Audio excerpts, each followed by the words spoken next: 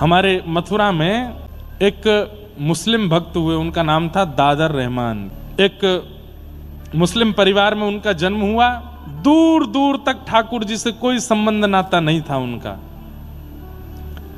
मदरसा पढ़ने के लिए जाते थे, लेकिन बड़े सीधे थे, मन बड़ा निर्मल था इनका।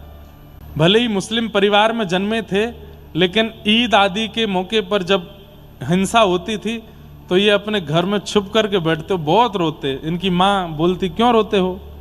मुझसे देखा नहीं जाता, आप जीव को क्यों मारते हो? उसको भी तो जीने का अधिकार है। कोई व्यक्ति हमारे पेट को भरने के लिए थोड़ी जीवित होगा। तो जो मदरसा जाने का रास्ता था, उस रास्ते में एक मंदिर पड़ता था, पर मंदिर के बाहर एक लकड़ी की एक आड़ जैसी थी, ताकि चलते फिरते लोगों को सीधे ठाकुर जी का दर्शन ना हो। जिसका मन हो वो भीतर आके दर्शन करे। पता नहीं कैसे एक दिन रात्रि में वो लकड़ी की जो आड़ थी वो टूट गई। अब उसकी मरम्मत कराने के लिए पुजारियों ने किसी को बोला, उसने कहा कि 10-15 दिन लगेंगे। ठाकुर जी को देखना है उसको और दिखवाना है खुद को। मंदिर के आगे से रोज निकलते थे, कभी दिखे तो थे नहीं ठाकुर जी। पर आज दादर रहमान छोटा बालक मदरसा पढ़ के लौट रहा था। जैसी उसकी दृष्टि पड़ी अंदर, आज वो दीवार नहीं थी, तभी त्रिभंग ललित श्याम सुंदर और बगल में किशोरी जी खड़ी हैं। वो झांकी दिखी तो रुक गया, या कहो 4 कदम आगे बढ़ गया था, 3 कदम पीछे आया, फिर देखा और बाहर से ही देखता रहा। और देखते देखते अब ये तो पता ही होता है सब लोगों की, ये ठाकुर जी हैं और ये इनकी प्रियसी श्री किशोरी जी हैं, श्री राधा रानी हैं। इतना तो उसको भी पता था। अच्छा, ये हिंदुओं के भगवान हैं, कितने प्यारे हैं। इनका मुखमंडल कितना सुंदर है, इनके नेत्र कितने प्यारे हैं, इनके गाल कितने सुंदर हैं, इनके हाथ कितने सुंदर हैं, ये खड़े कितने प्यारे हैं, कैसे त्रिभंग लली ऐसे बन के खड़े हैं। वो बस ये, उसको कुछ और नहीं पता है, वो केवल झांकी देख रहा है। देखता रहा, देखता रहा, देखता रहा। थोड़ी देर बाद कुछ ब्राह्मण लोग वहां आ गए और उन्होंने जब उसको मंदिर के अंदर देखते हुए देखा तो ऐसे थोड़ा घूर करके उसकी ओर देखा, तो डर के मारे वो वहां से चला गया। लेकिन घर गया, अब वो पानी भी पी रहा है। पानी पीने में कितना लगता है? 5 सेकंड, लेकिन वो मुख से लगाए पात्र को बस सोच ही रहा है। कैसी छवि थी, पोशाक कितनी अच्छी थी, बाल कितने सुंदर थे, नेत्र कितने अच्छे थे। मां घर से बाहर बार बार जाने नहीं देती थी, मौका ढूंढ रहा है, मैं कैसे दोबारा जाऊं। तो एक ही उपाय था, कल जब मदरसा जाऊंगा तो फिर देखूंगा। तो बस रात भर यही है, रात्रि तुम जल्दी जाओ, जल्दी से सुबह उदय हो। सूर्य उदय होते ही पिताजी ने बैठा दिया, नमाज पढ़ो। तो जो भी क्रम था वो अपना करने लगा। बस उसको तो उत्सुकता थी। माँ ने बाल भोग बनाया था, मुझे भूख नहीं, मैं जा रहा हूँ, आज मौलवी जी ने जल्दी बुलाया है, मैं जा रहा हूँ। चला गया।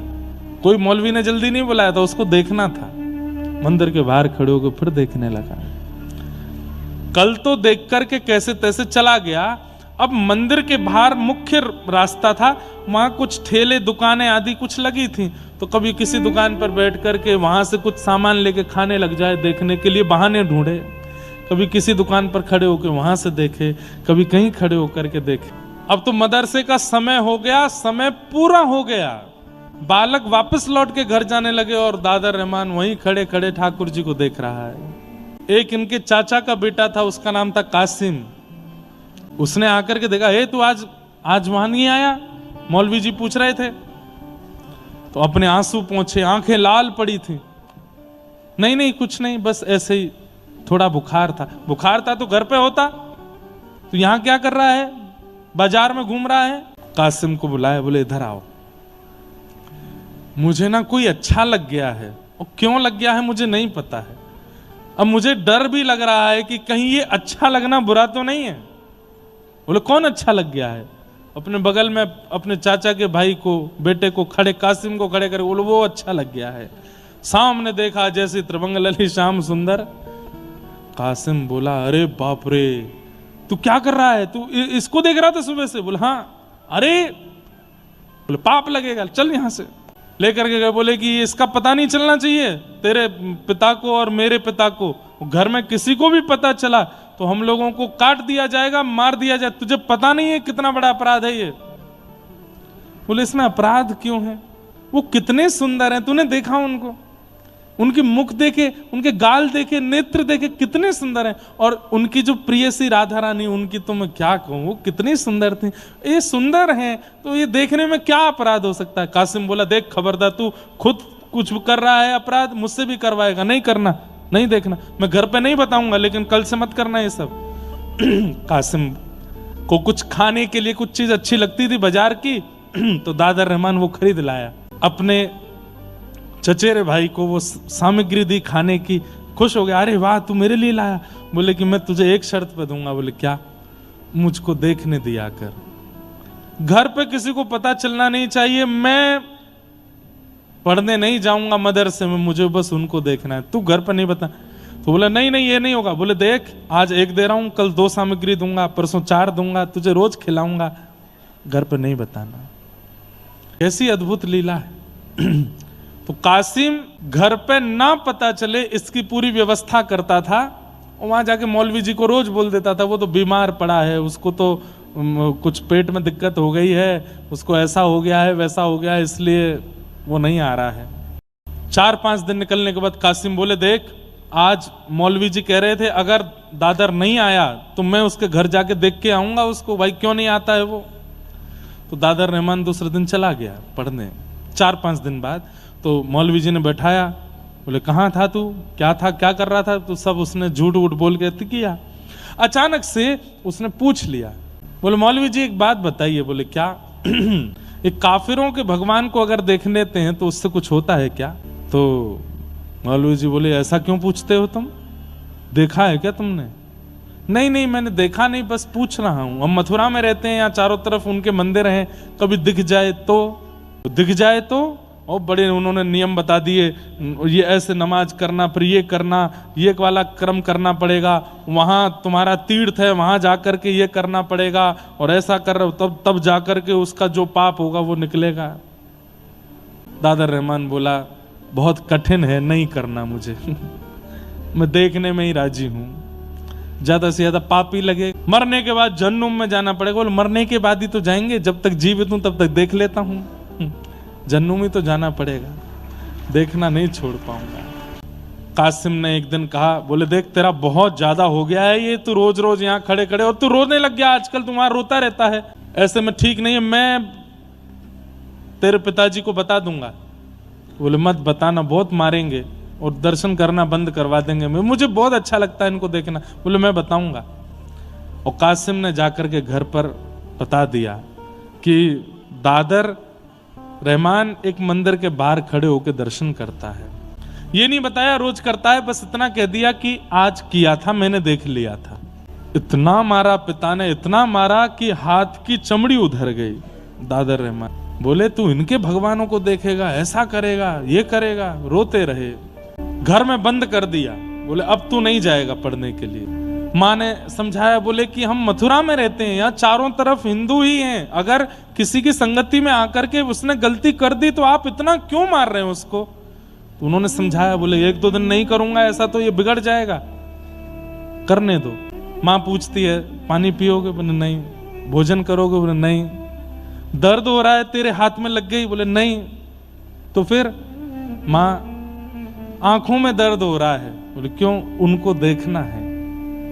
माँ तू मेरे साथ चल के देख तो सही, वो कितने सुंदर हैं, उनका स्वरूप, उनका श्रृंगार, उनका तू रूप देखेगी ना माँ, तू भी मोहित हो जाएगी। माँ तो घबरा गई, बोले ये हमारे घर का बेटा, इसको क्या हो गया ये।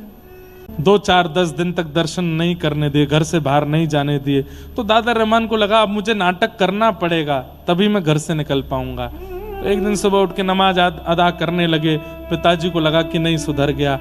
पिताजी से जाके बोले पिताजी आज के बाद नहीं करूंगा, मुझसे गलती हो गई और मैं अब पूर्ण तरह जो हम लोगों का है उसका ध्यान रखूंगा। बोले हाँ बस यही बात।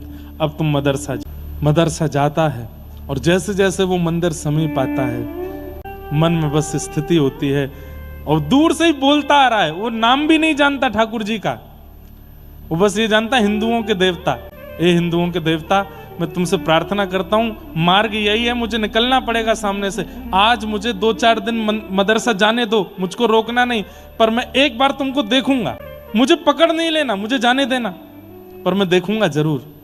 जैसे ही आया सामने और बड़े डर डर के देख रहा है, और जैसे ही देखा फिर रुक गया, वहीं देखता रहा। देखते देखते आंखों से आंसू, अब तो रोने लगा हाथ जोड़ के कि मैं ये बीच मझधार का कैसे हो गया हूं, मुझे या तो वहीं रहने दीजिए या यहां रख लीजिए, ये बीच में मेरे पिता मुझे मार देंगे, मेरे साथ क्या हो रहा है। पिता को पता चला था कि आज गया है पढ़ने के लिए, तो पीछे से देखने के लिए गए मौलवी से बात करने के, तो रास्ते में ही दिख गया।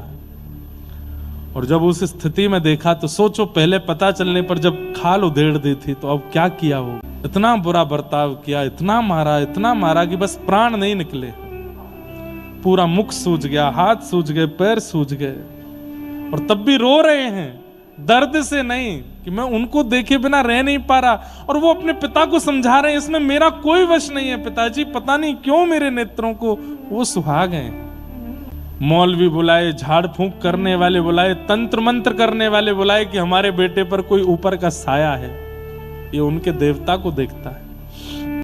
इतने सारे तावीज पहना दिए गले में, हाथों में गंडे पहना दिए, पैरों को सांकर से बांध करके घर में रखा कि वहां चला ना जाए। तंत्र मंत्र वाले आ गए, झाड़ फूंक करने वाले आ गए। अब तो स्थिति ये हो गई, बिना नाम जाने, बिना कोई यज्ञ तप जप जाने, कुछ नहीं पता है प्राप्ति के लिए करना क्या पड़ता, कुछ भी नहीं आता है, लेकिन बैठे बैठे बस हंस रहे हैं। पूछते हैं तंत्र मंत्र करने वाले, कौन है तेरे सिर के ऊपर, कौन है? तो बोले, घर से निकल के जब मदरसे के रास्ते पर जाओगे तो बाएं हाथ पे एक मंदिर पड़ेगा, वहां जो खड़े हैं वही हैं, वही हैं, तन में, मन में, जीवन में, बुद्धि में, चित्त में, नेत्रों में, बस उनके अलावा कुछ नहीं, उन्हें देखना है। अब तो वो प्रार्थना करने लगे ठाकुर जी से कि नाथ अब मैं नहीं रह पाऊंगा, अब मेरी स्थिति कुछ ऐसी हो गई है कि मैं कुछ जानता भी नहीं आपके बारे में, मुझे आपका नाम भी स्पष्ट नहीं पता, बस देखने की इच्छा है मेरी, अब कृपा। और बस एक दिन मौका पा करके पहुंच गए मंदिर के बाहर, प्रतीक्षा कर रहे हैं कि मंदिर खुले, दर्शन हो। घर से भाग करके मौलवी आदि सब ढूंढ रहे हैं कहाँ हैं, छुप करके बस प्रतीक्षा कर रहे हैं, एक बार झलक दिख जाए प्राण त्याग दूंगा। आज जैसे ही ठाकुर जी का दर्शन करने के लिए पहुंचे, कपाट खुलते ही सामने जब श्याम सुंदर को देखा, दर्शन करके नतमस्तक हुए, नतमस्तक होकर के जैसे ही पुनः उठ करके देखा तो ठाकुर जी सचल होकर के प्रकट हो गए, और प्रकट होकर के दादर को अपने हृदय से लगा करके अपने में ही विलीन, उसको अपने संग ही ले गए ठाकुर जी, नहीं मिले फिर, ठाकुर जी में ही विलीन हो गए।